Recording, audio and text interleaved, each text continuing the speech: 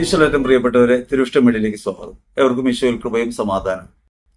സംശയങ്ങൾക്കും ചോദ്യങ്ങൾക്കും വിമർശനങ്ങൾക്കുമുള്ള മറുപടി എന്ന നിലയ്ക്കാണ് ഞായറാഴ്ച ഈ പംക്തി നമ്മൾ ആരംഭിക്കുന്നത്. കഴിഞ്ഞ ഒരു വാരം ഉന്നയിക്കപ്പെട്ട ചോദ്യങ്ങളും സംശയങ്ങളും നിരവധിയാണ്.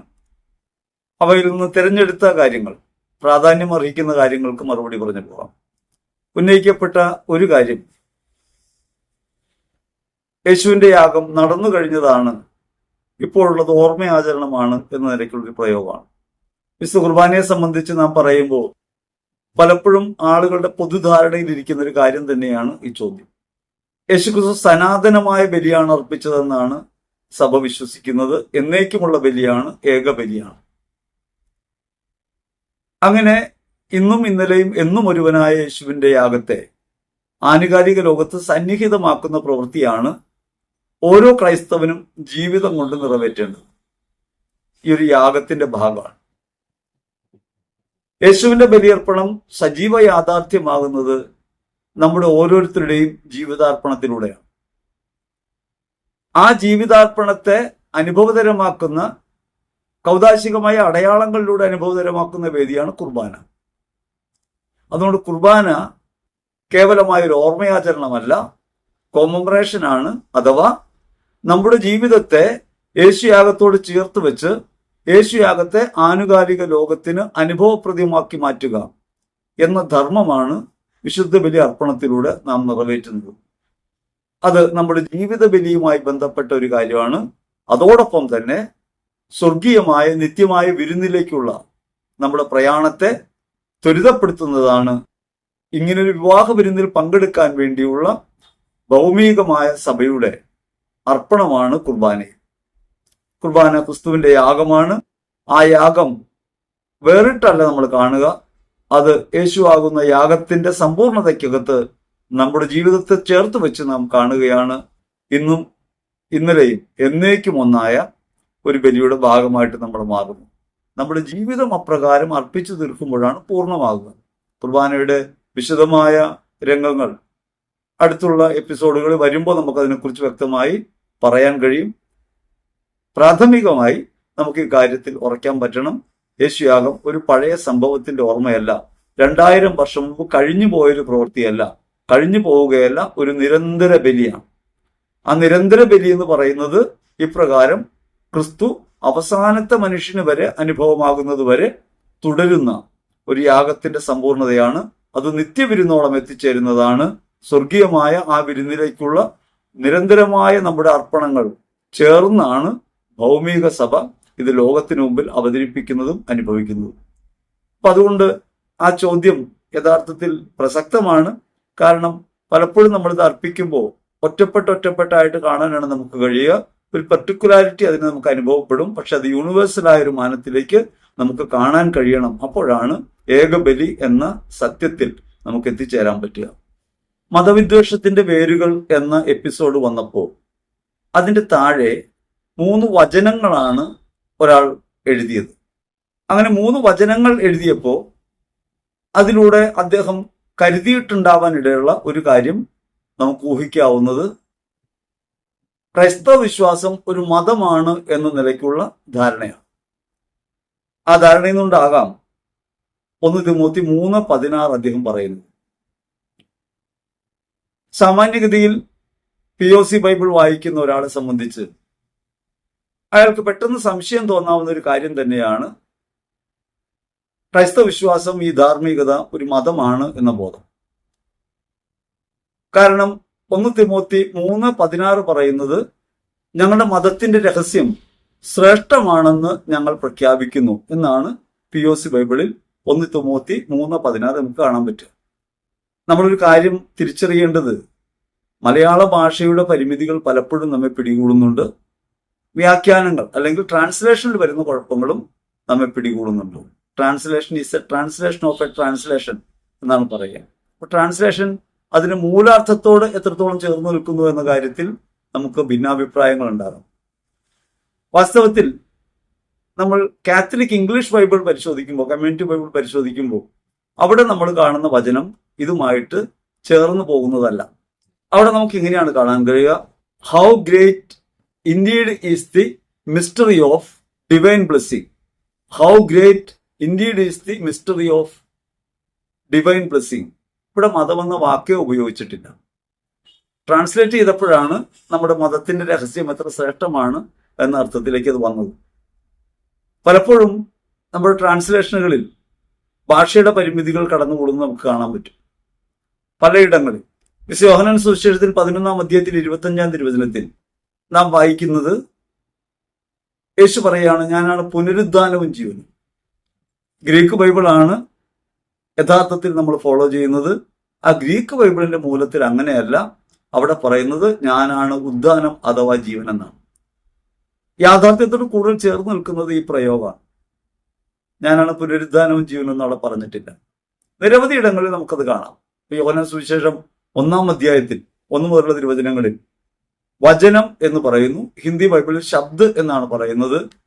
എന്നാൽ ഗ്രീക്ക് ബൈബിളിൽ ലോഗോസ് എന്നാണ് പറയുന്നത്. ലോഗോസിന്റെ അർത്ഥം വചനമെന്നല്ല, അല്ലെങ്കിൽ വചനമെന്ന് മാത്രമല്ല, കുറെ കൂടി ആഴമായ അർത്ഥം അതിനുണ്ട്. കാരണം എന്നൊരർത്ഥം വരും, റീസൺ എന്നർത്ഥം വരും. അത് യുക്തി എന്ന് വേണമെങ്കിൽ പറയാം. റീസണിങ്, അവിടെ യുക്തി വരും. കാരണം എന്ന നിലയ്ക്ക് വരാം. അങ്ങനെ നമ്മൾ ആ വചനം മാറ്റി വായിക്കുമ്പോൾ കുറെ കൂടി വിപുലമായൊരർത്ഥത്തിലേക്ക് നമുക്ക് പോകാൻ പറ്റും. ആദിയിൽ കാരണം ഉണ്ടായിരുന്നു, കാരണം ദൈവത്തോടു കൂടെയായിരുന്നു, കാരണം ദൈവം തന്നെയായിരുന്നു എന്ന നിലയ്ക്ക് വരും. ആ കാരണത്തെ കൂടാതെ ഒന്നും ഉണ്ടായിട്ടില്ല. ആ കാരണം യേശുവാണ്. അത് ആധുനിക ലോകത്ത് ചിന്തിക്കുമ്പോൾ കുറെ കൂടി ആഴമേറിയ അർത്ഥം നൽകുന്നത് ഈ ഗ്രീക്ക് ബൈബിളിന്റെ മൂലത്തിലുള്ള പ്രയോഗമാണ്. ഒരു ചെറിയ കാര്യം അതിനെക്കുറിച്ച് പറയാം. 2 ഹൈഡ്രജൻ തന്മാത്രകളും ഒരു ഓക്സിജൻ തന്മാത്രയും ചേർന്നാൽ ജലമുണ്ടാവും. ജലത്തെ വിഘടിപ്പിച്ചാൽ കിട്ടുന്ന 2 മൂലകങ്ങളാണ്. പക്ഷേ ഈ 2 മൂലകങ്ങൾ ചേർത്താൽ ജലം ഉണ്ടാകില്ല, ഹൈഡ്രജൻ പെറോക്സൈഡേ ഉണ്ടാവും. അവിടെ ശാസ്ത്രം പറയുന്നൊരു കാര്യം, there is an unknown element, ഒരു കാണപ്പെടാത്ത മൂലകമുണ്ട്, അല്ലെങ്കിൽ കാരണമുണ്ട്. എല്ലാറ്റിൻ്റെയും ആദ്യ കാരണമായി ദൈവത്തെ തിരിച്ചറിയുന്നത് ഈ യുക്തി എന്ന, ഈ കാരണമെന്ന സമസ്തത്തെയും ഗ്രസിക്കുന്ന ഈ മൂലതത്വത്തെക്കുറിച്ചാണ്. നമ്മുടെ ശരീരത്തിൽ കാർബണും സിലിക്കണും ഉണ്ട്, മൂലകങ്ങൾ നിരവധിയായിട്ടുണ്ട്. അവയൊക്കെ കൂട്ടിച്ചേർത്താൽ ശരീരകോശമാകില്ല. ശരീരകോശമാകുന്നത് ഈ കാരണം കൊണ്ടാണ്.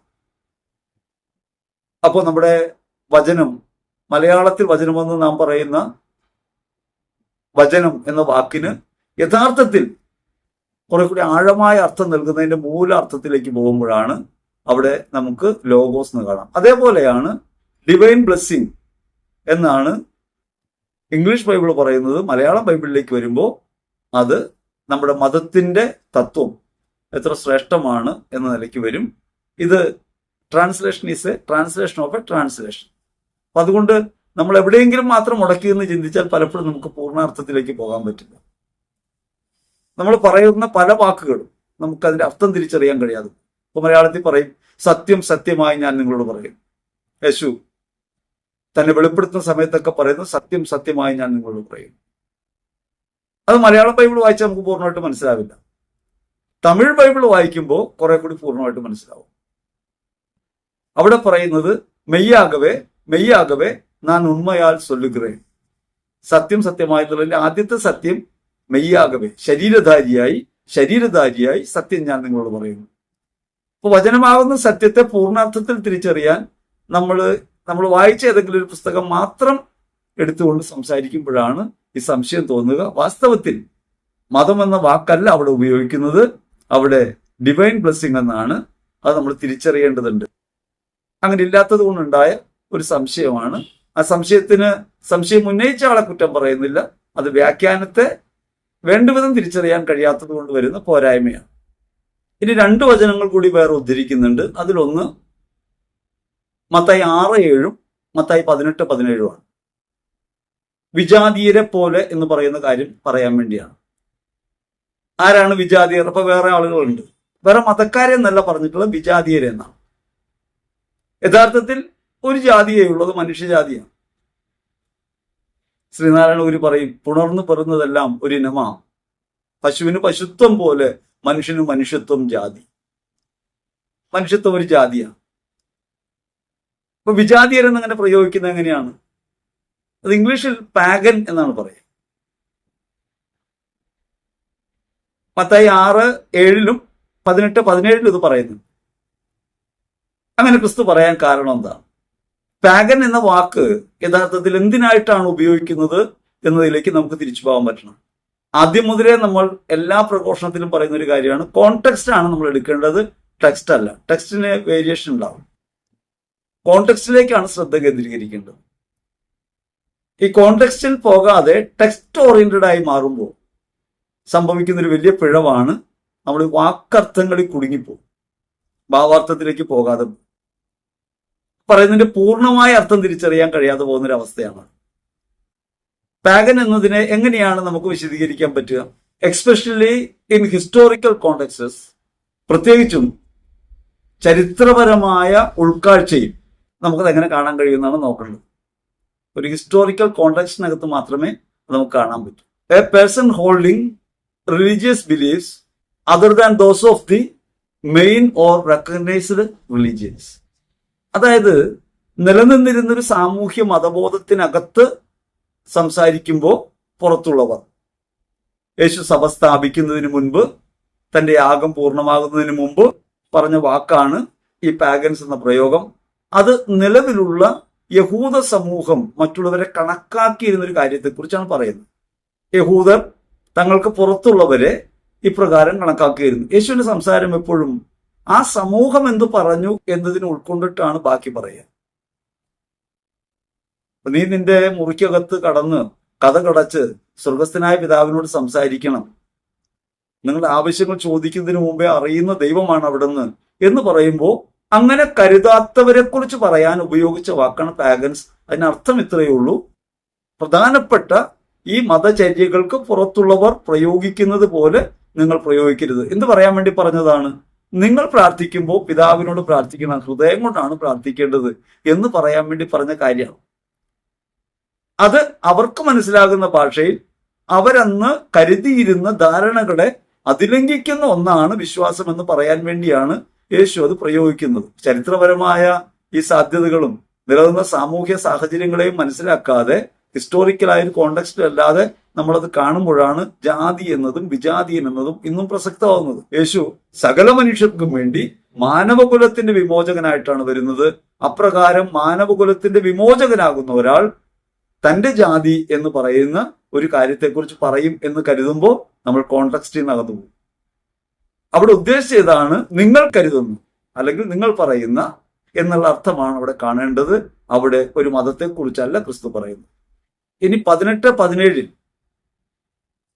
അവിടെ നിന്ന് പറയുന്നു, അവൻ നിന്നെ അനുസരിക്കുന്നില്ലെങ്കിൽ സഭയോട് പറയുക, സഭയെപ്പോലും അനുസരിക്കുന്നില്ലെങ്കിൽ അവൻ നിനക്ക് വിജാതീയനെ പോലെ ആകട്ടെ. ഇവിടെ നമ്മളൊരു കാര്യം ആലോചിക്കണം. യേശു സഭ സ്ഥാപിച്ചിട്ടില്ല. സഭ ഉദ്ഘാടനം ചെയ്യുന്നത് പന്തക്കുസ്തയിലാണ്. സഭ ഉദ്ഘാടനം ചെയ്യുന്നതിന് മുമ്പ് യേശു സഭയെക്കുറിച്ച് പറയുമോ? അവിടെ സഭ എന്നതുകൊണ്ട് ഉദ്ദേശിക്കുന്നത് ഈ കൂട്ടായ്മ എന്ന നിലയ്ക്കാണ്. ആ കൂട്ടായ്മയ്ക്കകത്ത് ഉള്ളവരല്ലാതെ പുറത്തുള്ളവരെ പോലെ കരുതണം. കൂട്ടായ്മയുടെ ഭാഗമായിട്ട് കരുതരുത് എന്ന് പറയുന്നതാണ്. നമ്മൾ പറയുന്നത് അനുസരിക്കാത്ത ഒരാളെ നമുക്ക് കൂട്ടായ്മയ്ക്കകത്ത് നിർത്താൻ പറ്റില്ല. ആ കൂട്ടായ്മയാകില്ല. ഒരു പൊതുബോധത്തിനകത്ത് നിന്നും പുറത്തു നിൽക്കുന്ന ആളുകളെ സൂചിപ്പിക്കാനാണ് അവിടെ പാഗൻ എന്ന പ്രയോഗം, വിജാതിയർ എന്ന പ്രയോഗം നടത്തുന്നത്. അത് മതമായതുകൊണ്ടല്ല. യേശു സഭ സ്ഥാപിക്കുന്നത് യഥാർത്ഥത്തിൽ തിരുവത്താഴമേശയിലാണ്, ഉദ്ഘാടനം ചെയ്യപ്പെടുന്നത് പന്തക്കുസ്തയിലാണ്. അങ്ങനെ ആയിരിക്കെ മുൻകൂട്ടി ഒരു സഭയെക്കുറിച്ച് യേശു അങ്ങനെ പറയും. ഇത് അവരുടെ ഒരു ധാരണയെ വെളിപ്പെടുത്താൻ വേണ്ടി യേശു പറയുന്നതാണ്. അവിടെയും മതം എന്ന വിവക്ഷയല്ല ഉള്ളത് എന്നത് കോണ്ടെക്സ്റ്റിൽ നമുക്ക് കാണാൻ പറ്റണം. ടെക്സ്റ്റിലേക്കല്ല പോകേണ്ടത്, കോണ്ടെക്സ്റ്റിലേക്കാണ്. അങ്ങനെ കോണ്ടെക്സ്റ്റിൽ കണ്ടാൽ മാത്രമേ യേശുവാകുന്ന വചനത്തെ നമുക്ക് തിരിച്ചറിയാൻ പറ്റൂ. അല്ലെങ്കിൽ എഴുതപ്പെട്ട ബൈബിൾ ദൈവവചനമാണെന്ന് നമ്മൾ പറയേണ്ടി വരും. ഇംഗ്ലീഷ് ബൈബിൾ വായിക്കുമ്പോൾ അവിടെയും നമുക്കിത് കാണാൻ പറ്റും. Mathai 18-17 if he still refuses to listen to then tell it to the assembled church. കൂടുന്ന സഭ, അവിടെ ഉദ്ദേശിക്കുന്നത് അസംബിൾഡ് ചർച്ച്, കൂട്ടായ്മയിൽ, നിങ്ങൾ കൂടുന്ന കൂട്ടായ്മയിൽ ഇത് പറയുക. അവരെയും അനുസരിക്കുന്നില്ലെങ്കിൽ പാഗനായിട്ട് ഓർ പബ്ലിക്കനായിട്ട് കാണണമെന്നാണ് അവിടെ വചനം പറയുന്നത്. ഞാനിത് പറയാൻ കാരണം നമ്മൾ ഈ വാക്കുകളിൽ കുടുങ്ങുന്ന തർക്കത്തിലേക്കല്ല പോകേണ്ടത്, കോണ്ടെക്സ്റ്റിലേക്കാണ്. വാക്കുകളെ കുറിച്ചുള്ള തർക്കം വിശ്വാസത്തെ ജനിപ്പിക്കില്ല എന്ന് സുവിശേഷം നമ്മെ ഓർമ്മപ്പെടുത്തുന്നുണ്ട്. അതുകൊണ്ട് വാക്കുകളിലേക്കല്ല പോകേണ്ടത്, അതിന്റെ മൂലാർത്ഥമായ ക്രിസ്തുവിലേക്ക് നമുക്ക് പോകാൻ പറ്റണം. ക്രിസ്തു സഭയെ സ്ഥാപിക്കുന്നത് മതമായിട്ടല്ല, കൂട്ടായ്മയായിട്ടാണ്. ഇതൊരു അപ്പോസ്തലിക ശുശ്രൂഷയാണ്. ഞാനും നിങ്ങളും അതിന്റെ ഭാഗമാണ്. നമ്മൾ സഭയുടെ ഭാഗമാണ്. അതുകൊണ്ട് സഭ എല്ലാറ്റിനേക്കാളും ഉപരിയായി സകല ജനതയ്ക്കും വേണ്ടിയുള്ള രക്ഷയുടെ കവാടമെന്നാണ് നമ്മൾ കരുതുന്നത്. അപ്രകാരം കരുതുമ്പോൾ മതവിഭാഗീയതകൾക്കകത്തുടക്കി പോകാനുള്ള ഒന്നായിട്ട് സഭയ്ക്ക് മാറുക സാധ്യമല്ല. യേശുവിന്റെ ശരീരം എല്ലാവരെയും ഉൾക്കൊള്ളുന്നതാണ്. ഇതിന്റെ ശരീരമാണെന്ന് പറയുമ്പോൾ യേശു പറയുന്ന സോമ എന്ന വാക്കാണ്, ദ ഓൾ ബീയിങ് എന്നാണ് പറയുക. സമസ്തത്തെയുമാണ് ഉൾക്കൊള്ളുന്നത്. അപ്പോ സമസ്തത്തെയും ഉൾക്കൊള്ളുന്ന യേശുവിനെ നമ്മൾ കാണുമ്പോൾ ഒരു മതമായിട്ട് നമ്മൾ നമ്മളെ തന്നെ വിലയിരുത്തുന്നത് തെറ്റായ പ്രവണതയാണ്. അത്തരം പ്രവണത രൂഢമൂലമായിട്ടുണ്ട്. ഈ അഭിപ്രായം സാമാന്യഗതിയിൽ പൊതുബോധമായി നിലനിൽക്കുന്ന ഒരു സമൂഹത്തിനകത്ത് ഇത് പറയുമ്പോൾ അസ്വസ്ഥതയുണ്ടാകാം. പക്ഷെ തിരിച്ചറിയേണ്ടതുണ്ട്, സഭ ഒരു മതമല്ല, കത്തോലിക്ക സഭ ഒരു മതമല്ല. കത്തോലിക്ക വിശ്വാസം ക്രിസ്തുവിന്റെ ജീവിതത്തിന്റെ യാഗാർപ്പണത്തെ ആനുകാലിക ലോകത്ത് അനുഭവപ്പെടുത്തുന്ന വേദിയാണ്. നാം ഓരോരുത്തരും യേശുവിന്റെ ശരീരത്തിന്റെ ഭാഗമാണ്. നമുക്ക് പുറത്തുള്ളവർ അഥവാ ക്രൈസ്തവ വിശ്വാസത്തെ അംഗീകരിക്കാത്തവരോ അറിയാത്തവരോ സ്വീകരിക്കാത്തവരോ അവരെല്ലാം കൂടി ഉൾച്ചേർന്നാണ് സഭ. ഒരാളെയും നിരാകരിക്കാൻ സഭയ്ക്ക് സാധ്യമല്ല. കാരണം ഓരോരുത്തരിലും യേശു തന്നെയാണ്. സകല മനുഷ്യകുലത്തിനും വേണ്ടി വിമോചകനായ ക്രിസ്തു എല്ലാവർക്കും വേണ്ടിയാണ് മരിച്ചത്. എല്ലാവരിലേക്കുമാണ് പ്രേരക പരിശുദ്ധാത്മാവിനെ വർഷിച്ചത്. ഈ പരിശുദ്ധാത്മാവിന്റെ പ്രവർത്തനത്താലാണ് ലോകം നന്മയിലേക്ക് ഉന്മുഖമാകുന്നത് എന്നത് വിശ്വസിക്കാൻ നമുക്ക് കഴിയണം. കാര്യസാധ്യത്തിന് വേണ്ടിയുള്ള കുറുക്കുവഴികൾ ആത്മീയപാഠങ്ങൾ 22 ഒന്നൊരു അഭിപ്രായം. ഈ കോഴിക്കോടിന്റെ അടിയിൽ കോഴിക്കാഷ്ടത്തോടൊപ്പം കൊണ്ടുപോയി വിശുദ്ധ വസ്തുവായ വെഞ്ചരിച്ച ഉപ്പിനെ ഇടുന്നത് യഥാർത്ഥത്തിൽ തെറ്റായിപ്പോയി. ആ തെറ്റ് പറയുന്ന ധ്യാനകേന്ദ്രത്തിനും വിവരമില്ലാണ്ടായിപ്പോയെന്നോ? ധ്യാനകേന്ദ്രം വിവരമില്ലാത്തതായി പോകുന്നുവെന്നല്ല, മനഃപൂർവം അറിഞ്ഞുകൊണ്ട് തന്നെ വിശ്വാസത്തിന്റെ വൈകാരിക തലത്തെ മുതലെടുക്കാനുള്ള ശ്രമങ്ങൾ ചുറ്റുപാട് നടക്കുന്നുണ്ട്. അതിന്റെ അടയാളമാണ്. വാസ്തവത്തിൽ ആശീർവാദം ലഭിക്കുമ്പോൾ ഒരു ആശീർവാദം ഉപ്പായിട്ടോ വെള്ളമായിട്ടോ എണ്ണയായിട്ടോ ഒക്കെ ആശീർവദിച്ച് നൽകുമ്പോഴും അതിലൂടെ സംഭവിക്കുന്നത് ആരാണോ ആ വസ്തു ഉപയോഗിക്കുന്നത് അയാൾക്ക് ആശീർവാദം അനുഭവപ്പെടും. അപ്പോൾ ഉപ്പിട്ടപ്പോ കച്ചവടം നടന്നില്ലേ എന്നാണ് ഒരാൾ എന്നോട് ചോദിച്ചത്. അവിടെ പ്രവർത്തിച്ചത് അശുദ്ധാത്മാവാണോ എന്ന നിലയ്ക്കാണ്. കച്ചവടം നടന്നത് മാനുഷികമാണ്. ആദ്യം 250 കോഴി വിറ്റല്ലോ. ആ 250 കോഴി മുട്ടയിടുന്നതായിരുന്നു. അതുകൊണ്ട് അത് അങ്ങനെ വിറ്റു. മുട്ടയിടാത്ത കോഴി ഇപ്രകാരം ഇറച്ചിക്കോഴിയായിട്ട് വിറ്റു. ഇറച്ചിക്കോഴിയായിട്ട് സാധാരണ ബ്രോയിലർ കോഴി വരുന്നുണ്ട്. അതുകൊണ്ട് നാടൻ കോഴിക്ക് അത്രയേറെ ചെലവുണ്ടാവണമെന്നില്ല. പക്ഷേ നാടൻ കോഴിക്ക് ചെലവ് വന്നു. അപ്പൊ നാടൻ കോഴിക്ക് ചെലവ് വന്നു എന്നത് ഒരു അത്ഭുതമായി കാണുമ്പോൾ നമ്മൾ മനസ്സിലാക്കേണ്ടത്, ഈ പറഞ്ഞ വ്യക്തിക്ക് കോൺഫിഡൻസ് ഇല്ലായിരുന്നു. അയാളെ വെഞ്ചരിച്ച ഉപ്പിനെ ആശ്രയിച്ചപ്പോൾ ഒരു ബ്ലെസ്സിങ് അയാൾക്ക് അനുഭവപ്പെടുന്നുണ്ട്. ഒരു കോൺഫിഡൻസിലേക്ക് അയാൾ വരും. അപ്പൊ നമ്മൾ സാധാരണ ഒരു കാര്യം ചെയ്യാൻ പോകും, ഒരു ഇന്റർവ്യൂവിന് പോവാണ്. ഇന്റർവ്യൂവിന് പോകുമ്പോൾ കോൺഫിഡൻസ് ഇല്ല. അവിടെ ചോദിക്കുന്ന ചോദ്യങ്ങൾക്ക് ഉത്തരം പറയാതെ നമ്മൾ അവിടെ ബബ്ബ അടിക്കുകയാണ്. കോൺഫിഡൻസ് ഉണ്ടാവുമ്പോൾ നമുക്ക് ഉത്തരങ്ങൾ മര്യാദയ്ക്ക് പറയാൻ പറ്റും. സാധാരണ ഇന്റർവ്യൂവിന് പോകുമ്പോൾ എല്ലാ ചോദ്യങ്ങൾക്കും ഉത്തരം പറയണം. ശരി ഉത്തരം പറഞ്ഞാൽ ജോലി കിട്ടുമെന്നാണ് നമ്മുടെ ധാരണ. നമ്മളോട് ചോദ്യം ചോദിക്കുമ്പോൾ അറിയില്ലെങ്കിൽ അറിയില്ല എന്ന് തന്നെ പറയണം. വാസ്തവത്തിൽ നമ്മുടെ സ്റ്റെബിലിറ്റിയാണ്. നമ്മൾ അവിടെ ചഞ്ചലപ്പെടുമോ, നമ്മൾ അവിടെ അസ്വസ്ഥനാകുമോ എന്നാണ് ഇന്റർവ്യൂ ചെയ്യുന്ന ബോർഡ് ശ്രദ്ധിക്കുന്നത്. എല്ലാ ഉത്തരങ്ങളും അറിയാവുന്ന ഒരാൾക്ക് ജോലി കൊടുക്കുക എന്നുള്ളതല്ല ഒരു ഇന്റർവ്യൂ ബോർഡ് പ്രധാനപ്പെട്ടതായി കരുതുന്നത്. ഒരു ചോദ്യം ചോദിക്കുന്നു, അയാൾ എത്രത്തോളം സിൻസിയർ ആയതിനെ നേരിടും, മനസ്ഥൈര്യത്തോടെ നേരിടും, അതൊരു പ്രധാനപ്പെട്ട കാര്യമാണ്. അപ്പൊ അവിടെ എനിക്ക് ജോലി കിട്ടില്ല അല്ലെങ്കിൽ ഇന്റർവ്യൂ നേരിടാൻ കഴിയില്ല എന്ന് ഭയന്നിരിക്കുന്ന ഒരാൾക്ക് അവിടെ പെർഫോം ചെയ്യാൻ കഴിയില്ല. അതേസമയം യേശുക്രിസ്തുവിലാണെന്ന ബോധ്യത്തോടെ ധൈര്യത്തോടെ പോകുമ്പോൾ ഞാൻ പറയുന്നതിനേക്കാൾ വലിയ പ്രവൃത്തികൾ ദൈവം എന്നെ പ്രവർത്തിക്കുമെന്ന് വിശ്വസിക്കുമ്പോൾ നമുക്ക് ചോദ്യങ്ങളെ നേരിടാൻ കഴിയും. നേരിടലാണ് പ്രധാനം. എത്ര ഉത്തരം ശരിയായി പറയുന്നു എന്നുള്ളതല്ല, എത്രത്തോളം നേരിടാൻ കഴിയും. അപ്പൊ നേരിടാൻ കഴിയുന്നതാണ് ഒരു ഇന്റർവ്യൂവിൽ പരിശോധിക്കുന്നത്. ഇന്റർവ്യൂവിൽ ചോദിക്കുന്ന ചോദ്യങ്ങൾക്കൊക്കെ ശരി ഉത്തരം പറഞ്ഞാൽ ജോലി കിട്ടുന്നതാണെങ്കിൽ ആദ്യം ടെസ്റ്റ് നടത്തുമ്പോൾ തന്നെ ജോലി കൊടുക്കാമല്ലോ. ടെസ്റ്റ് നടത്തി വിജയിയായ ഒരാളെയാണ് ജോലിക്ക് എടുക്കാനായിട്ട് ഇന്റർവ്യൂ ബോർഡിന്റെ മുമ്പിലേക്ക് എത്തിക്കുക. അയാള് ഈ ചോദ്യോത്തരങ്ങളിൽ വിജയിയായ അയാളുടെ ഇന്റലിജൻസ് തെളിയിച്ച ഒരാളെയാണ് ജോലിക്കെടുക്കുക. പിന്നെ ഒരു ഇന്റർവ്യൂ എന്തിനാണ്? അയാൾ എങ്ങനെ ബിഹേവ് ചെയ്യും, അയാൾ എങ്ങനെ ചോദ്യങ്ങളെ നേരിടും, അയാൾ എങ്ങനെ പ്രതികരിക്കും, അയാളുടെ മനോനില എങ്ങനെയാണ്, അയാൾ സ്റ്റേബിൾ ആണോ, ഇത് പരിശോധിക്കാൻ വേണ്ടിയാണ് ഇന്റർവ്യൂ. നമ്മൾ ഇന്റർവ്യൂവിന് എല്ലാ ചോദ്യങ്ങൾക്കും ഉത്തരം പറയാൻ വേണ്ടി വെപ്രാളപ്പെടുമ്പോൾ നമ്മൾ ബിഹേവ് ചെയ്യുന്നത് അതനുസരിച്ചായിരിക്കും. അപ്പൊ നിരാശപ്പെട്ടു പോകുന്ന ഒരാൾക്ക് പ്രാർത്ഥന വഴി ലഭിക്കുന്ന സ്ഥൈര്യം, ആത്മാവിലുള്ള ഉറപ്പ് അയാളെ കോൺഫിഡന്റ് ആവും. അതാണ് അയാളോട് ചിലപ്പോൾ പ്രയോഗിക്കുക. അപ്പോൾ പ്രാർത്ഥന ഉപകാരപ്പെടും, പക്ഷെ ഉപകാരപ്പെടുന്നത് സ്റ്റെബിലിറ്റി ഉണ്ടാകാനാണ്. ഇവിടെ ഇയാൾക്കും സ്റ്റെബിലിറ്റി ഉണ്ടായി, എന്നെ ദൈവം കൈവിടില്ല വിശ്വാസം ഉണ്ടായി. സെൽഫ് തിങ്കിങ് റേറ്റ് കുറയുമ്പോഴാണ് വിശ്വാസം പ്രകടമാകുക. സെൽഫ് തിങ്കിങ് റേറ്റ് STR എത്രത്തോളം ഉണ്ട്? നമുക്ക് പലപ്പോഴും ചഞ്ചല പ്രകൃതിയാണ്. വിശ്വസിക്കുമ്പോഴാണ് നിനക്ക് സൗഖ്യം ഉണ്ടാകുന്നതെന്ന് യേശു പറയാൻ കാര്യം സ്റ്റെബിലിറ്റി ഉണ്ടാകുമ്പോഴാണ്. നമ്മിൽ തന്നെയാണ് പ്രവർത്തിക്കുന്നത്, സൗഖ്യം നമ്മിൽ തന്നെയാണുള്ളത്. നമുക്കത് അനുഭവപ്പെടണമെങ്കിൽ നമ്മൾ സ്റ്റേബിൾ ആകണം. Self thinking rate കുറയണം.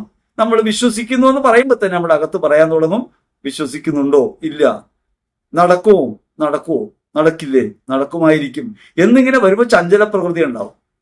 അതുകൊണ്ട് യാക്കോബ് ശ്ലീഹ 1:5 പറയും, സംശയമനസ്കനും ചഞ്ചലചിത്തനുമായ ഒരുവന് കർത്താവിൽ നിന്ന് എന്തെങ്കിലും അനുഗ്രഹം ലഭിക്കുമെന്ന് പ്രതീക്ഷിക്കരുത്. അപ്പൊ ചഞ്ചലചിത്തം ഉണ്ടാകാതിരിക്കാൻ അവിടെ ഈ ആശീർവാദം ഉപയോഗിക്കുന്നു. ആ ആശീർവാദം അയാളെ ബലവത്താക്കുന്നു. അയാൾ സ്വാഭാവിക മനുഷ്യ പ്രകൃതിയിൽ, സ്വാഭാവിക മനുഷ്യത്വത്തിൽ ഈ പ്രവൃത്തിയിൽ ഏർപ്പെടുന്നു. അത് അയാൾക്ക് ഗുണകരമായിട്ട് മാറുന്നു. നമ്മുടെ ഉപബോധ മനസ്സ് നിരന്തരം നമ്മൾ വീണുപോകും എന്ന് പറഞ്ഞുകൊണ്ടിരുന്നാൽ നമ്മൾ വീണുപോകും. അവിടെ പ്രവർത്തിച്ചത് ഒരു അത്ഭുത ശക്തിയുമല്ല, അത് സ്വാഭാവികതയാണ്. അത്ഭുതം എന്ന് പറയുന്നത് ഇതുവരെ നടന്നിട്ടില്ലാത്തൊരു കാര്യം നടക്കണം. കോഴിയുണ്ട്, വാങ്ങാൻ ആളുണ്ട്, കടകളുണ്ട്, ഇത്രയും സാധ്യതകൾ നിൽക്കുമ്പോൾ അതിനകത്തൊരു അത്ഭുതമില്ല. അത്ഭുതം എവിടെയാണ്? അത്ഭുതം എല്ലാറ്റിലും ഒളിഞ്ഞിരിക്കുന്നു. നീ പ്രതീക്ഷിക്കാത്തൊരു കാര്യം നിന്റെ ജീവിതത്തിൽ ദൈവം ചെയ്യാൻ പോകുന്നു. അത് ഈ പറഞ്ഞ വെഞ്ചരിച്ച് ഉപ്പിട്ടില്ലെങ്കിലും സംഭവിക്കും. ആ ഉപ്പിട്ടപ്പോൾ അയാൾക്ക് കോൺഫിഡൻസ് ഉണ്ടായി എന്നേ ഉള്ളൂ. അതിനപ്പുറം ഒന്നും അതിൽ സംഭവിക്കുന്നില്ല. ഇത്തരം കാര്യങ്ങൾ പെട്ടെന്ന് കേൾക്കുമ്പോൾ ഒരു വൈകാരിക നില ഉയരും. പ്രാർത്ഥിച്ച കാര്യം നടക്കുന്ന ഒരു സ്ഥലമുണ്ടല്ലേ, എങ്കിലും അവിടെ ഒന്ന് പോയേക്കാം എന്ന പ്രേരണ ഉണ്ടാക്കി കച്ചവടം നടത്താൻ വേണ്ടി നടത്തുന്ന ശ്രമങ്ങളാണ്. അതല്ല ധ്യാനകേന്ദ്രങ്ങൾക്ക് വിവരമില്ലാഞ്ഞിട്ടല്ല, അവിടെ ഇരിക്കുന്നവർ മണ്ടന്മാരല്ല. വളരെയധികം ആസൂത്രിതമായ ഒരു പ്രേരണ മറ്റുള്ളവരിലേക്ക് ചെലുത്താൻ ശ്രമിക്കുന്ന ഈ പരസ്യ പ്രചരണങ്ങൾ യഥാർത്ഥത്തിൽ കാപഢ്യം നിറഞ്ഞതാണ്. അത് മറ്റുള്ളവരെ കൊള്ളയടിക്കാൻ വേണ്ടിയുള്ളതാണ്. ഇത് നമ്മൾ തിരിച്ചറിയണം. ഇത് വിശ്വാസത്തെ ബലപ്പെടുത്തുമോ? ഇല്ല, ഇത് വിശ്വാസത്തെ ബലപ്പെടുത്തില്ല. എത്ര നാൾ ഇത് ഓർക്കും? സൗഖ്യമുണ്ടായാൽ എത്ര കാലം ഇത് ഓർക്കും? വളരെ കുറച്ചു കാലം. വീണ്ടും ഒരു പ്രതിസന്ധി വരുമ്പോൾ ഇതേപോലെ സംശയത്തിലേക്ക് അയാൾ പോകും. അപ്പൊ പ്രതിസന്ധികളിൽ സംശയമില്ലാതിരിക്കണമെങ്കിൽ വിശ്വാസത്തിൽ ദൃഢത പ്രാപിക്കുകയാണ് വേണ്ടത്, അല്ലാതെ കാര്യം കാണുന്നതല്ല പ്രധാനം. നമ്മുടെ ജീവിതത്തിൽ പ്രശ്നങ്ങളെ അതിജീവിക്കാനാണ് വേണ്ടത്. പ്രശ്നങ്ങളെ അതിജീവിക്കേണ്ടത് അതിന് കാര്യങ്ങൾ നടന്നുകൊണ്ടല്ല, ആ പ്രശ്നങ്ങളുടെ മേൽ അധികാരമുള്ള ക്രിസ്തുവിനെ ജീവിതത്തിൽ അനുഭവിച്ചുകൊണ്ട് വേണം. അങ്ങനെ സ്റ്റേബിളായ, കോൺഫിഡന്റ് ആയ, ക്രിസ്തുവിൽ ഉറച്ച ഒരു ഹൃദയം ഉണ്ടാകുമ്പോഴാണ് പാറ പോലുള്ള ഹൃദയമായിട്ട് നമുക്ക് മാറാൻ പറ്റുക. അപ്പോഴാണ് പത്രോസിനോട് പറഞ്ഞ വാക്ക് നമ്മിൽ നിറവേറുക. പത്രോസേ, നീ പാറയാണ്. നമ്മൾ ചഞ്ചല പ്രകൃതിയാണ്, അത് മാറി പാറയാകണം, കേപ്പയാകണം. അതിനാണ് ജീവിത പ്രയാസങ്ങൾ നമ്മുടെ മുമ്പിൽ വരുന്നത്. അതിൽ നൊളിച്ചോടലാണ് ഇത്തരത്തിൽ കുറുക്കു വഴികൾ അന്വേഷിക്കുമ്പോൾ സംഭവിക്കുന്നത്. ഓരോ കുറുക്കു വഴിയും നമ്മുടെ മനസ്ഥൈര്യത്തെ ദുർബലപ്പെടുത്തിക്കൊണ്ടേയിരിക്കും. അതുകൊണ്ട് ഇത്തരം ലഭ്യതകൾ സ്വാഭാവിക പ്രകൃതിയിൽ നമ്മളെ ദുർബലചിത്തരാക്കും. യഥാർത്ഥത്തിൽ ക്രിസ്തുവിൽ ജീവിതം അർപ്പിക്കുക എന്ന കഠിനമായ പ്രവൃത്തിയിലേക്ക് എത്തിച്ചേരാൻ നമുക്ക് കഴിയാതെ പോകും. സഹനങ്ങളെ സ്വീകരിച്ചുകൊണ്ട് ക്രിസ്തു കുരിശിൽ കാട്ടി തന്ന മാതൃകയെ സ്വീകരിക്കാൻ കഴിയാതെ പോകുന്നത് ജീവിതത്തെ ദൈവത്തിൽ നിന്ന് അകറ്റും. ദൈവാരാധനയെ അർപ്പിക്കേണ്ട ജീവിതം കേവലമായ ഭൗതികതയിൽ കുടുങ്ങിപ്പോകും. അതാണ് അതിന്റെ പ്രോബ്ലം. ഇനി ഭൂതോച്ചാരണത്തെക്കുറിച്ച് നടന്ന ഒരു ക്ലാസ് അപ്ലോഡ് ചെയ്യാനിടയായി. അപ്പൊ അതിന് സൗണ്ട് ക്ലാരിറ്റി ഇല്ല. രണ്ടുപേരെ പരാതി പറഞ്ഞുള്ളൂ, പക്ഷേ ഭൂരിപക്ഷം പേർക്കും പരാതി ഉണ്ടാവും. അതിന്റെ കാര്യം ഒന്ന് പറഞ്ഞേക്കാന്ന് വിചാരിച്ചാണ്. നമുക്ക് പ്രത്യേകിച്ച് റെക്കോർഡിംഗ് സംവിധാനമൊന്നുമില്ല. അപ്പോൾ ഒരു ഫുൾ ഡേ പ്രോഗ്രാമിലായിരിക്കുമ്പോൾ നമുക്ക് റെക്കോർഡ് ചെയ്യാനുള്ള നേരം കിട്ടിയില്ല. യാത്ര തന്നെ 2-2.5 മണിക്കൂറോളം യാത്ര ഉണ്ടായിരുന്നു. ആ യാത്ര എളുപ്പങ്കാലത്ത് പോയി അവിടെ ചെന്ന് പിന്നെ ശുശ്രൂഷയിലേക്ക് പ്രവേശിച്ചു. അപ്പോ കണ്ടുപിടിച്ചൊരു എളുപ്പമാർഗമാണ്. എന്നാൽ ഈ ശുശ്രൂഷ പകർത്തി ഇത് പങ്കുവെക്കാം. പക്ഷെ അപ്പോൾ നമ്മുടെ കയ്യിലുള്ളത് ഈ മൊബൈൽ തന്നെയാണ്. ഒരു സ്റ്റാൻഡ് ഉണ്ടെന്ന് മാത്രമേ ഉള്ളൂ. ആ സ്റ്റാൻഡ് വെച്ചെടുത്തു. അതെടുത്തപ്പോൾ അത് വേണ്ടത്ര ശബ്ദം ലഭിക്കാത്തതായിപ്പോയി, ക്ലാരിറ്റി ഇല്ലാത്തതായിപ്പോയി. അത് ക്ഷമ ചോദിക്കുന്നു. നമുക്ക് ഈ പരിമിതികൾക്കകത്തൂടെ വേണം കടന്നു പോകാൻ. ഈ പരിമിതികളൊക്കെ മാറണമെന്നല്ല പ്രാർത്ഥിക്കുന്നത്. പരിമിതികളൊക്കെ വേണം. ആ പരിമിതികളിലും പോരായ്മയിലും നിന്ന് വേണം നിങ്ങളുടെ സഹകരണം അഭ്യർത്ഥിക്കുന്നു. ഇനിയും പോരായ്മകളുള്ള പല കാര്യം ഉണ്ടാവും. നമുക്ക് നല്ല സ്ക്രീൻ ഇല്ല, നമുക്ക് കാര്യങ്ങൾ ചെയ്യാൻ പറ്റുന്നില്ല, വാട്ടർമാർക്ക് പോകുന്നില്ല, നിരവധി കുഴപ്പങ്ങൾ ഈ വീഡിയോകൾക്കുണ്ട്. ദൃശ്യപരതയ്ക്ക് വളരെയധികം പ്രയാസം ഉണ്ടാക്കുന്ന കാര്യങ്ങൾ. അത് കളർഫുൾ അല്ല. കുറച്ചു കാലത്തൊക്കെ ഞാൻ എൻ്റെ ബാക്ക്ഗ്രൗണ്ടൊക്കെ മാറ്റിയൊക്കെ ചെയ്തിരുന്നു. പക്ഷെ അതിന് നമുക്ക് പൈസ ചെലവുണ്ട്. എപ്പോഴും നമ്മുടെ അടുത്ത് അങ്ങനെ പൈസ ഇല്ല. ഈ സോഫ്റ്റ്വെയർ ഒക്കെ നമ്മൾ പ്രീമിയം എടുക്കേണ്ടി വരും. അതെടുക്കേണ്ടി വരുമ്പോൾ അതിന് ചെലവ് വരും, സമയം ഒരുപാട് ചെലവഴിക്കേണ്ടി വരും. അപ്പൊ അതുകൊണ്ട് പരിമിതികളെ അംഗീകരിക്കുകയും ക്ഷമിക്കുകയും ചെയ്യുക എന്ന് പറയാനുള്ളൂ. ഇനിയും അത്തരം അബദ്ധങ്ങൾ സംഭവിക്കാതിരിക്കാൻ പരമാവധി ശ്രമിക്കാം എന്ന് വാക്കുകയും ചെയ്യും. ഇനി ഒരാക്ഷേപമാണ്. അത് സാധാരണ ഈ അന്യമത ഖണ്ഡനം എന്ന് പറയുന്ന ഒരു പ്രധാനപ്പെട്ട താല്പര്യമായിട്ട് പലരിലും ഉണ്ട്. മതമൗലികവാദികളായി പോകുന്ന ആളുകൾക്ക് സംഭവിക്കുന്ന പിഴവാണ്. അവിടെയാണ് പറയുന്നത്, ക്രിസ്ത്യാനികൾ കപ്പ്യാരി പറയുന്നതായിട്ടാണ് ജീവിക്കുന്നത്. മനുഷ്യനായ യേശുവിനോട് പ്രാർത്ഥിച്ച് നരകത്തിലേക്ക് പോകുന്ന സാധുക്കൾ. ഇത് ഞാൻ പറയുന്നത് മാത്രമാണ് ശരി എന്ന മതമൗലികവാദ ചിന്തയാണ്. ഇതൊക്കെ തന്നെയാണ് തീവ്രവാദത്തിലേക്കൊക്കെ പോകുന്നത്. നമ്മുടെ ഇടയിൽ പലർക്കും അങ്ങനെ കുഴപ്പങ്ങളുണ്ട്. മറ്റു സമുദായങ്ങളിലല്ല, നമ്മൾക്ക് തന്നെ ഉണ്ടല്ലോ പലപ്പോഴും.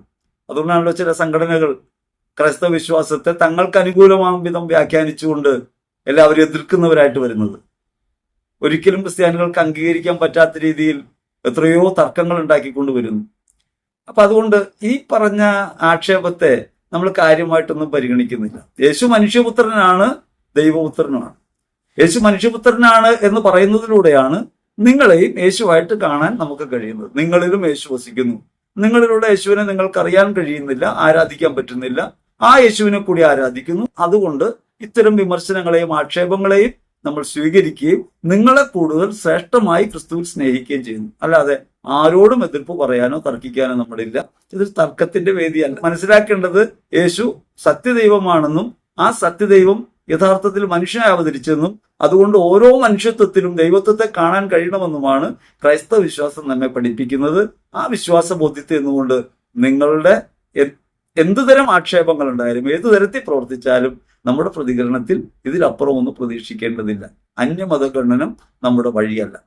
ഇനി വെളിപാട് ദർശനത്തെക്കുറിച്ച് പറഞ്ഞപ്പോഴാണ് ഒരു സഹോദരൻ ആദ്യം ഇഡിയറ്റ് എന്ന് വിളിച്ചു, പിന്നെ പറയുന്നത് കാശുണ്ടാക്കാനുള്ള മാർഗമാണെന്നാണ്. നമുക്ക് ആരോടും എതിർപ്പില്ല. നമ്മൾ ഇഡിയറ്റ് ആണെന്ന് ഒരാൾ പറഞ്ഞാൽ അത് അയാൾക്കൊരു സമാധാനമാവുമെങ്കിൽ പറയട്ടെ എന്ന് നമ്മൾ വിചാരിക്കും.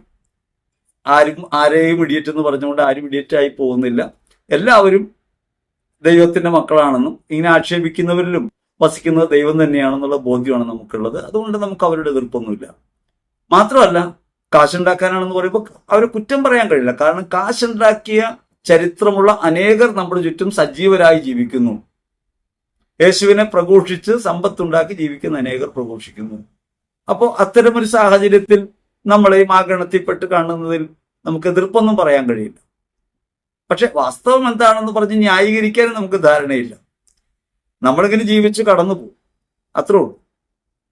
പറയാനുള്ളത് പറഞ്ഞുകൊണ്ടേയിരിക്കും. പറയുന്ന ആശയങ്ങളെക്കുറിച്ച് എതിർക്കാൻ കഴിയാതെ വരുമ്പോൾ സാധാരണ പറയാവുന്ന ചില ചാപ്പേടികളുടെ ഭാഗമാണിത്.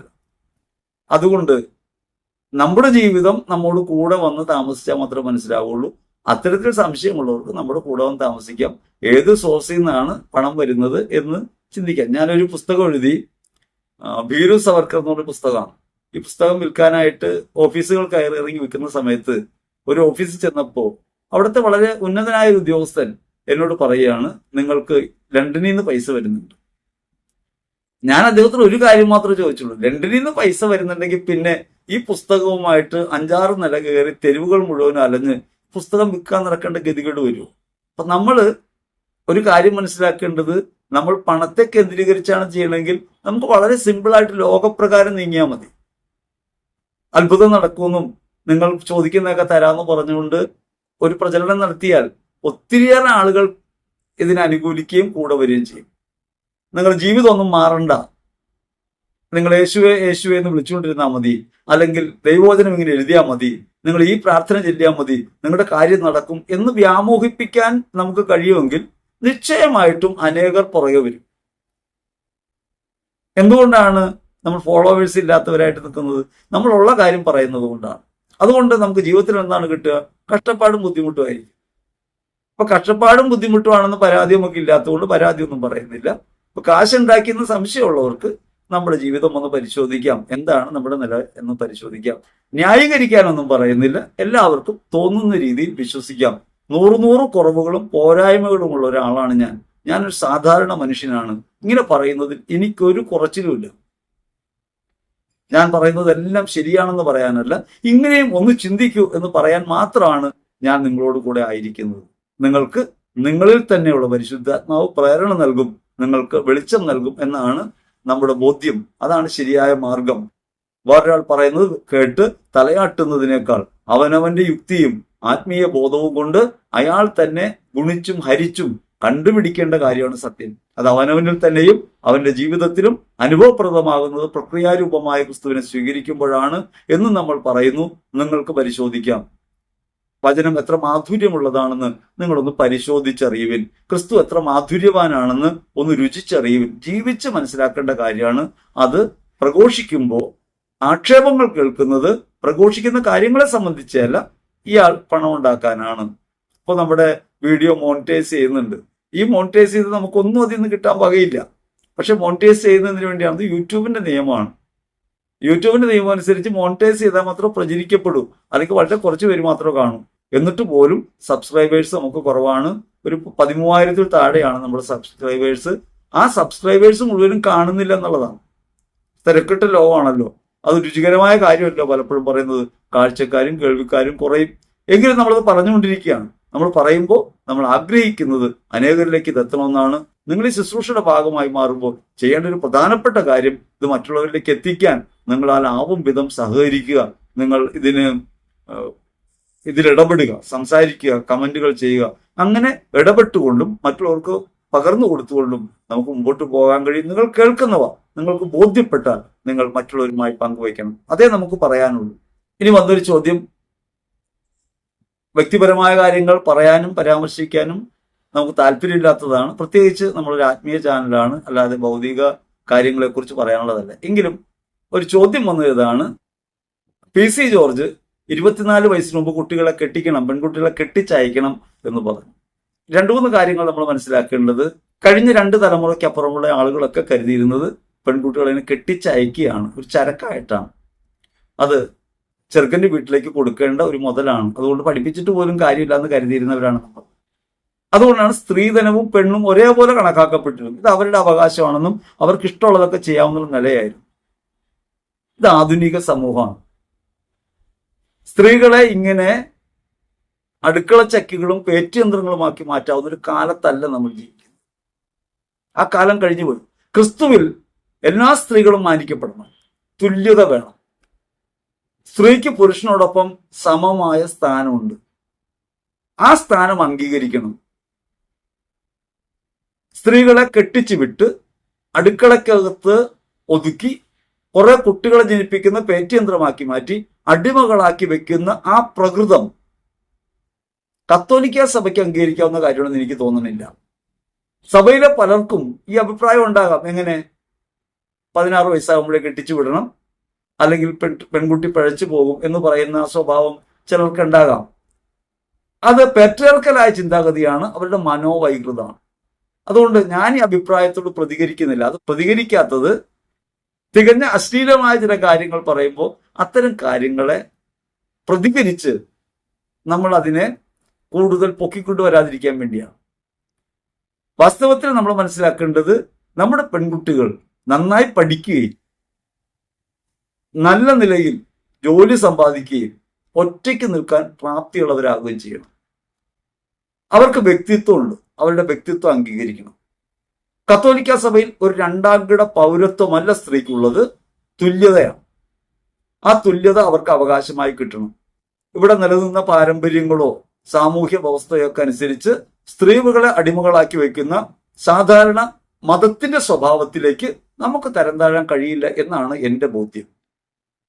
അതുകൊണ്ട് ഓരോ പെൺകുട്ടിയും ആ പെൺകുട്ടിയുടെ ജീവിതത്തിൽ വ്യക്തമായി ഒരു ജീവിതം കെട്ടിപ്പടുക്കാൻ ആഗ്രഹിക്കുന്ന സമയം വരെ ഒറ്റയ്ക്ക് തന്നെ നിൽക്കണം. അവൾ പഠിക്കണം, ജോലി സമ്പാദിക്കണം. നമ്മൾ ആലോചിച്ച് നോക്ക്, 9 മാസം ബഹിരാകാശത്ത് പോയി ജീവിക്കാൻ കരുത്തുള്ളവളാണ് സ്ത്രീ. ആ കരുത്ത് തെളിയിച്ചിട്ടുണ്ട്. ലോകത്ത് ഇന്ന് ഏറ്റവും കൂടുതൽ കഴിവ് തെളിയിക്കുന്ന സ്ത്രീകളാണ്. ജഡ്ജിമാരായിട്ട് പോലും കഴിവ് തെളിയിക്കുന്ന സ്ത്രീകളാണ്. കുറ്റാന്വേഷകരായി മാറുന്ന സ്ത്രീകളാണ്. നിരവധി മേഖലകളിൽ സുസ്ഥിരമായ സേവനം നൽകാൻ, ശക്തമായി കഴിവുകൾ തെളിയിക്കാൻ ആധുനിക കാലത്ത് സ്ത്രീകൾക്ക് കഴിയുന്നുണ്ട്. അതുകൊണ്ട് അവർക്ക് വിദ്യാഭ്യാസം വേണ്ടുവണ്ണം ലഭിക്കണം. അവർക്ക് അവരുടെ ജീവിതം തിരഞ്ഞെടുക്കാനുള്ള കഴിവും പ്രാപ്തിയും ഉണ്ട്. അത് അംഗീകരിക്കണം. അവരുടെ വ്യക്തിത്വത്തെ അംഗീകരിക്കണം. അവർക്ക് സമ്പാദിക്കാനുള്ള അവസരമുണ്ട്. ആത്മസാക്ഷാത്കാരത്തിനുള്ള ഒരു വഴിയിൽ നിന്നും ഒരു മനുഷ്യനും തടയപ്പെടരുത്. അപ്രകാരമാകുമ്പോൾ സ്ത്രീക്കെതിരെയുള്ള എല്ലാ ഡിസ്ക്രിമിനേഷനും അവസാനിക്കേണ്ടതാണ്. 24 വയസ്സിനകം കെട്ടിച്ചില്ലെങ്കിൽ പഴച്ചു പോകുമെന്ന് പറയുന്നത് കത്തോലിക്ക സ്ത്രീകളെ ആക്ഷേപിക്കുന്ന പ്രയോഗമാണ്. അപ്പൊ ഇത്തരത്തിലുള്ള പ്രയോഗങ്ങൾ കേൾക്കുമ്പോൾ അത് കൊള്ളാം എന്ന് നമുക്ക് തോന്നുന്നുവെങ്കിൽ നമ്മളൊരു പേട്രിയാർക്കൽ ഭാവത്തിലേക്ക് പോകുന്നു എന്നാണ് അർത്ഥം. നമ്മൾ കത്തോലിക്ക സഭയാണ്, തുല്യതയാണ്, മനുഷ്യത്വമാണ്. മനുഷ്യത്വം ദൈവത്തിലേക്ക് ഉയരുന്ന കാര്യമാണ്. അവിടെ സ്ത്രീ രണ്ടാം കിട പൗരയല്ല എന്നാണ് നമ്മുടെ ബോധ്യം. അങ്ങനെ രണ്ടാം കിട പൗരയല്ലാത്ത സ്ത്രീകൾക്ക് അവരുടെ സ്വതന്ത്ര വ്യക്തിത്വം നിലനിർത്തിക്കൊണ്ടും ആ വ്യക്തിത്വം ക്രിസ്തുവിൽ അർപ്പിച്ചുകൊണ്ടും മുൻപോട്ട് പോകാൻ കഴിയണം. അതിനിടയ്ക്ക് നമ്മൾ ലോകത്ത് കേൾക്കുന്ന ഇത്തരം അപസ്വരങ്ങളെ ഗൗനിക്കാതിരിക്കണം, അതിനെ തള്ളിക്കളയണം. നമ്മൾ വിചാരിക്കേണ്ടത് പെൺകുട്ടി എന്ന് പറയുന്നത് ആൺകുട്ടിയോളം തന്നെ സ്ഥാനമുള്ളതാണ്. അത് 2 ജാതിയല്ല, ഒരു ജാതി മനുഷ്യനാണ്, ഒരേ ജാതിയാണ്. അതുകൊണ്ട് ശാരീരിക ബലം സ്ത്രീകൾക്ക് കുറഞ്ഞാൽ മാനസിക ബലം സ്ത്രീകൾക്ക് കൂടുതലാണ്. എല്ലാ മനുഷ്യർക്കും ഒരേപോലെ ശാരീരിക ബലമില്ല. ഇപ്പൊ എന്നോടൊരിക്കൽ ഞാൻ സ്ത്രീകൾക്ക് തുല്യസ്ഥാനം കൊടുക്കണമെന്ന് പറഞ്ഞപ്പോൾ സ്ത്രീകൾ തെങ്ങേ കയറുമെന്നാണ് ഒരാൾ എന്നോട് ചോദിച്ചത്. അപ്പൊ ഞാൻ പറഞ്ഞു, ഞാൻ പോലും തെങ്ങേ കയറില്ല, പിന്നല്ലേ. അപ്പൊ അതുകൊണ്ട് ഇതൊക്കെ ഈ കഴിവുകളും ശക്തിയൊക്കെ ഉള്ളത് ഓരോരുത്തർക്കും ഓരോ രീതിയിലാണ്. നമുക്ക് ശക്തി കുറവാണ്, അത് ചിലപ്പോൾ മനഃശക്തി കൂടുതലായിരിക്കും. ഞാൻ വണ്ടി ഓടിക്കാൻ പഠിക്കുന്ന സമയത്ത് 47 വയസ്സിലാണ് ഞാൻ വാഹനം ഓടിക്കാനായിട്ട് ശ്രമം ആരംഭിക്കുന്നത്. അതിനുമുമ്പ് എനിക്ക് വണ്ടി ഉണ്ടായിരുന്നു, പക്ഷെ ആ വണ്ടികളൊക്കെ ആളുകളെ വെച്ചാണ് ഓടിച്ചിരുന്നത്. ഇപ്പൊ ഒറ്റയ്ക്ക് ഓടിക്കാൻ ശ്രമിക്കുന്ന സമയത്ത് ഞാൻ ഡ്രൈവിംഗ് പഠിച്ചു. ഡ്രൈവിംഗ് പഠിച്ചിട്ട് എൻ്റെ ഓഫീസ് ഒരു അപ്സ്റ്റെയറിലായിരുന്നു. ഓഫീസിൽ നിന്ന് താഴേക്ക് നോക്കി നിൽക്കുകയാണ്. എനിക്ക് ആളുകൾ വണ്ടി ഓടിക്കാൻ കാണുമ്പോൾ കൊതിയാവുന്നുണ്ട്, പക്ഷെ ഓടിക്കാൻ പേടിയാണ്. അങ്ങനെ ഞാൻ നോക്കുമ്പോഴാണ് ഒരു പെൺകുട്ടി ഒരു കാർ ഓടിച്ചിട്ട് വന്ന് വളരെ ഈസി ആയിട്ട് ഒരു ട്രാഫിക് ജാമിലൂടെ കടന്നു പോകുന്നത് ഞാൻ കാണാനിടയായി. എനിക്ക് അത്ഭുതം തോന്നി. ഞാൻ വണ്ടി ഓടിക്കുമ്പോൾ മുന്നിലേക്ക് ആഞ്ഞിരുന്ന് സൂക്ഷിച്ചു നോക്കിയാണ് ഓടിച്ചിരുന്നത്, ഭയന്നാണ് ഓടിച്ചിരുന്നത്. വളരെ ലാഘവത്തോടെ ആ വണ്ടി ഓടിക്കുന്ന പെൺകുട്ടി. എനിക്ക് ശരിക്കും പറഞ്ഞാൽ ഉള്ളിൽ തോന്നി, ഇങ്ങനെയാവണം മനുഷ്യൻ. എന്നിട്ട് ഞാൻ പിന്നെ വണ്ടി ഓടിക്കുമ്പോൾ ശ്രമിക്കാൻ തുടങ്ങി. അങ്ങനെ ഞാൻ ശാന്തനായി. അപ്പൊ അതുകൊണ്ട് നമ്മൾ വിചാരിക്കുന്ന പോലെയല്ല ലോകം. ലോകത്തെ നമ്മുടെ കാൽക്കീഴി കൊണ്ടുവരാമെന്നല്ല നമ്മൾ വിചാരിക്കേണ്ടത്. ലോകത്ത്, ആധുനിക ലോകത്ത് മനുഷ്യന് ഹൃദയപൂർവ്വം പരസ്പരം അർപ്പിക്കാൻ കഴിയുന്ന, മറ്റുള്ളവർക്ക് വേണ്ടി ആയിത്തീരാൻ കഴിയുന്ന ഒരു വിശേഷപ്പെട്ട നിലയാണ് ആത്മീയത പകർന്നു നൽകുന്നത്. അത് അവരിന് വേണ്ടി സ്വയം സമർപ്പിക്കാനും എല്ലാവരെയും തുല്യതയിൽ കാണാനുമാണ്. എല്ലാവരും എന്നിടത്ത് സ്ത്രീ അടക്കം ഒരാളോടും വിവേചനമില്ലാതെ നമുക്ക് തുല്യത നമുക്ക് പാലിക്കാൻ കഴിയേണ്ടതുണ്ട്. അതുകൊണ്ട് ഇത്തരം അബദ്ധങ്ങൾ പ്രഘോഷിക്കപ്പെടുമ്പോൾ, ഇത്തരം ആളുകൾ മാധ്യമങ്ങളിൽ വന്നിരുന്ന് സംസാരിക്കുമ്പോൾ അവരുടെ വായ്നാറ്റമാണ് പുറത്തേക്ക് വരുന്നത്, അല്ലാണ്ട് മറ്റൊന്നുമല്ല. അപ്പൊ ആ വായ്നാറ്റം കേൾക്കുമ്പോൾ നമ്മുടെ നെറ്റി ചുളിയുന്നതിൽ അത്ഭുതമില്ല. സഭ ഒരിക്കലും സ്ത്രീകൾക്ക് 2ാം കിട പൗരത്വമാണ് നൽകുന്നതെന്ന് ഞാൻ വിശ്വസിക്കുന്നില്ല. സഭ പലപ്പോഴും ഈ കുറവുകളും പോരായ്മകളും ഒക്കെ സഭയിൽ ഉണ്ടായിട്ടുണ്ട്. സഭ അനുനിമിഷം മുൻപോട്ടാണ്. ആ മുൻപോട്ടുള്ള യാത്രയിൽ സഭ എപ്പോഴും തുല്യതയും സ്വാതന്ത്ര്യവും സാഹോദര്യവും പ്രഖ്യാപിച്ചുകൊണ്ടാണ് മുൻപോട്ട് പോകുന്നത്. ആ പ്രയാണം കൂടുതൽ ത്വരിതപ്പെടുകയുള്ളൂ എന്നാണ് നമ്മുടെ ബോധ്യം. ഇപ്പൊ തന്നെ സമയം അധികരിച്ചു. അതുകൊണ്ട് ഈ ആഴ്ചത്തെ ചോദ്യങ്ങൾക്കും സംശയങ്ങൾക്കും വിമർശനങ്ങൾക്കുള്ള മറുപടി എന്ന പങ്ക്തി അവസാനിപ്പിക്കുകയാണ്. നമ്മളൊരു ഭൂതോച്ചാടനം എന്ന ക്ലാസ്സിനെ കുറിച്ച് പറഞ്ഞിരുന്നു, ഓൺലൈൻ ക്ലാസ്സിനെ കുറിച്ച്. നിരവധി അന്വേഷണങ്ങൾ വരുന്നുണ്ട്. സമയം നിശ്ചയിക്കാത്തത് ഏപ്രിൽ മാസത്തിലായിരിക്കും നമ്മളത് ഇൻട്രൊഡ്യൂസ് ചെയ്യുക. സമയം നിശ്ചയിക്കാത്തത് ആളുകളുടെ രജിസ്ട്രേഷൻ വരുന്നതനുസരിച്ചാണ് നമുക്കത് ചെയ്യാൻ പറ്റുക. എത്രത്തോളം പേരുണ്ടെന്ന് നോക്കിയിട്ടാണ്. കാരണം അതിനുവേണ്ടി സമയം ഒട്ടേറെ ചെലവാക്കേണ്ടി വരും, സാങ്കേതികമായ ചില മാറ്റങ്ങൾ വരുത്തേണ്ടി വരും. അതൊക്കെ ഉള്ളത് കൊണ്ടാണ് വൈകുന്നത്. ഏപ്രിൽ മാസത്തിൽ പകുതിയോടെ നമുക്ക് ആരംഭിക്കാനാകുമെന്നാണ് പ്രതീക്ഷ. താല്പര്യമുള്ളവർ ഡിസ്ക്രിപ്ഷനിൽ വാട്സപ്പ് നമ്പർ ഉണ്ട്, അതിൽ ബന്ധപ്പെടാം. അവരെ സമയത്ത് കാര്യങ്ങൾ അറിയിക്കുന്നതായിരിക്കും. ഏവർക്കും ക്രിസ്തുവിൽ എല്ലാ നന്മകളും വന്നു ചേരട്ടെ. സമാധാനവും സന്തോഷവും പുലരാൻ ഇടയാകട്ടെ. ദൈവം നിങ്ങളെ സമൃദ്ധമായി അനുഗ്രഹിക്കട്ടെ എന്ന് പ്രാർത്ഥിക്കുന്നു. ആമേൻ.